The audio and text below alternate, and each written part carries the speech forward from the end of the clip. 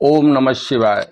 मित्रों, मैं आचार्य चंद्र प्रकाश परम कल्याण साधन यूट्यूब चैनल में आप सबका हार्दिक स्वागत करता हूं। हमारी आज की चर्चा का विषय है कि जब व्यक्ति का अच्छा समय आता है तो भगवान उसे कुछ संकेत देते हैं। दिव्य शक्तियों की तरफ से उसे कुछ संकेत मिलना शुरू होते हैं। संकेत तो बहुत हो सकते हैं, लेकिन मैं प्रमुख 5 संकेतों के बारे में आपसे चर्चा करूंगा।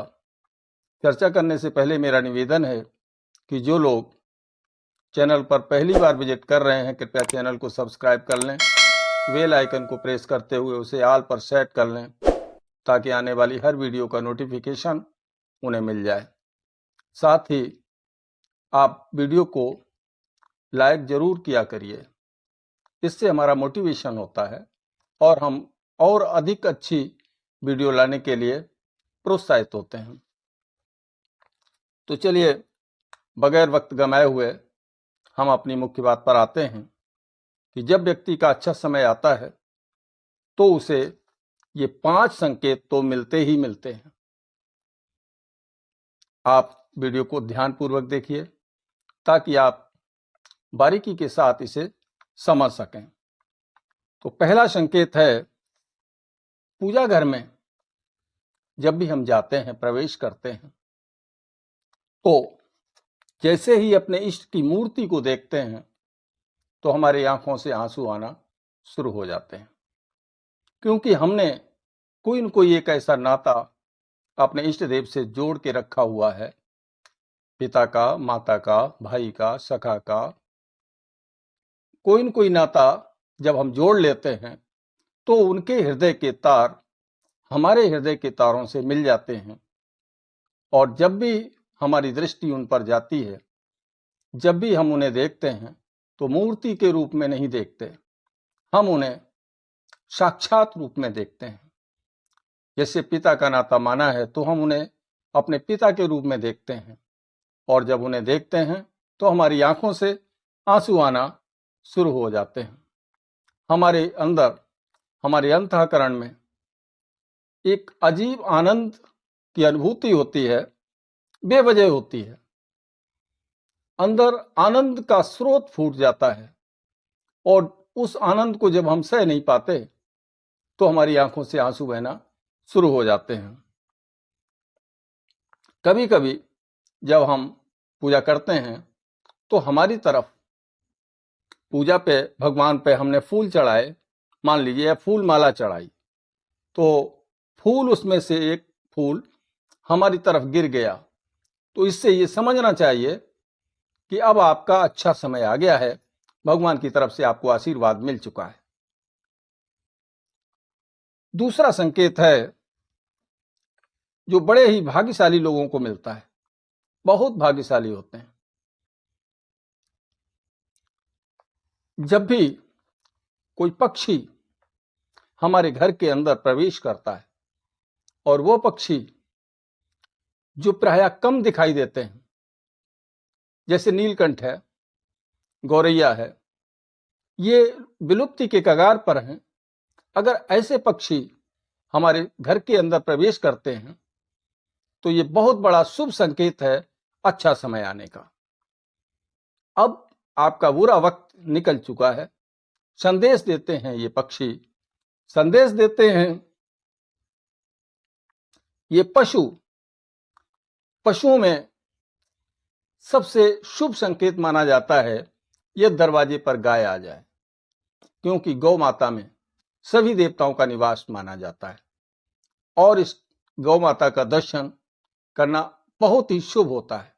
यदि दरवाजे पर गाय आ जाती है तो आपको चाहिए कि उसे भोजन के द्वारा तृप्त करें, और गाय के शरीर में स्थित सभी देवताओं का आशीर्वाद प्राप्त करें। यूं तो सभी जीव, कुत्ता है, ये भी भैरव जी की सवारी है, यूं तो सभी जीव जो है दया के पात्र हैं, क्योंकि मनुष्य सबसे बड़ा है, और सबसे बड़े होने के नाते इसका दायित्व भी बनता है कि सृष्टि में जो भी भूखा हो उसकी भूख को तृप्त किया जाए, उसकी प्यास को तृप्त किया जाए। और जब हम किसी की भूख और प्यास को तृप्त करते हैं तो उसके अंतःकरण से स्वतः आशीर्वाद निकलता है जो कभी नहीं मिटता। भगवान को वो आशीर्वाद पूरा करना ही पड़ता है।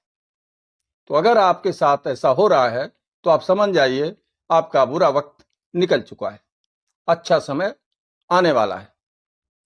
तीसरा संकेत है, यदि हमारे दरवाजे पर साधु संत आ जाएं तो ये बहुत शुभ संकेत माना जाता है, क्योंकि साधु संत में और परमात्मा में कोई भेद ही नहीं होता।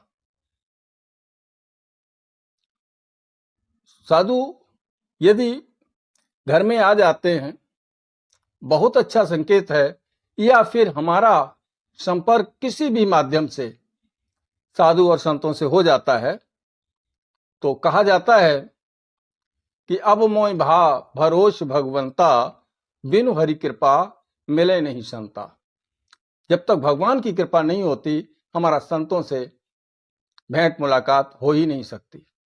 और यदि आपकी हो रही है किसी भी माध्यम से सही, उनके धाम पर जाकर के सही, उनसे हम मुलाकात कर लेते हैं तो जो अंदर प्रेरणा उठती है वो परमात्मिक प्रेरणा होती है, जिसके सहारे से हम वहां तक पहुंच जाते हैं। और जब हम उनके पास पहुंच जाते हैं तो हमारा भाग्योदय होना सुनिश्चित हो जाता है। सुनिश्चित हो जाता है कि अब हमारा बुरा वक्त समाप्त हो चुका है, अच्छा समय आने ही वाला है। क्योंकि संतों के द्वारा बहुत पतित से पतित, पापी से पापी व्यक्तियों के उद्धार के उदाहरण शास्त्रों में भरे पड़े हैं। तो यदि आपके साथ ऐसा हो रहा है तो भगवान की महती कृपा समझिए और उन्हें बार बार धन्यवाद दीजिए कि आपने हमारा संतों से मेल करा दिया, मिलाप करा दिया। चौथा संकेत है, यदि स्वप्नावस्था में जब आप सो रहे होते हैं, आपके स्वर्गवासी पूर्वज, जिन्हें हम पितर कहते हैं, आशीर्वाद की मुद्रा में हमें दिखाई दें, प्रसन्न मुद्रा में दिखाई दें, तो आप समझ जाइए कि हमारा बुरा वक्त टल गया, अच्छा समय अब आता है, आने ही वाला है। क्योंकि पितर जो हैं अपने घर की, अपने वंश की हमेशा वृद्धि चाहते हैं, समृद्धि चाहते हैं। और वो सपने में तभी आते हैं जब हमारा अच्छा वक्त आने को होता है। वो आशीर्वाद तभी देते हैं जब हमारा अच्छा समय आने को होता है। तो चौथा संकेत था ये। अगला संकेत है कि अंतर मन में, आपके अंतर मन में एक ऐसी प्रेरणा उठती है जिसे आप पकड़ पाते हैं। हालांकि हमारे मन में तो सैकड़ों प्रेरणाएं उठती हैं, सैकड़ों संकल्प और विकल्प उठते रहते हैं, हम उनको नजरअंदाज कर देते हैं। लेकिन वो प्रेरणा ऐसी होगी जिसे हम नजरअंदाज नहीं कर पाएंगे। आपको हम इस प्रकार से समझाने की कोशिश कर रहे हैं कि जब आप किसी समस्या से घिर जाते हैं, आपके लिए उस समस्या के निराकरण के सारे रास्ते बंद हो जाते हैं, आपको कुछ दिखाई नहीं देता, आप अंधकार में हाथ पैर मार रहे होते हैं, समस्या का निदान नहीं हो पाता है। तभी आपके अंतःकरण में एक ऐसी सबकॉन्शियस माइंड में एक ऐसी प्रेरणा उठती है जो हमें रास्ता दिखाती है। और ये प्रेरणा दैवी शक्तियों की होती है। ये किसकी होती है? परमात्मा की शक्तियों की होती है, परमात्मा की होती है। क्योंकि हमारी आत्मा का संबंध सीधा परमात्मा से है। हमारा अंतर्मन, जो हमारा सबकॉन्शियस माइंड है, उसका संबंध सीधा ब्रह्मांडी शक्तियों से होता है, परमात्मिक शक्तियों से होता है। और जब हमारा अच्छा समय आने को होता है तभी हमको इस तरह की प्रेरणा मिलती है। तो उस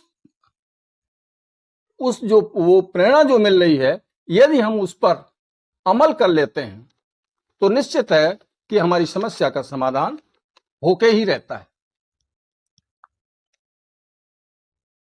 इस तरीके से ये 5 संकेत हैं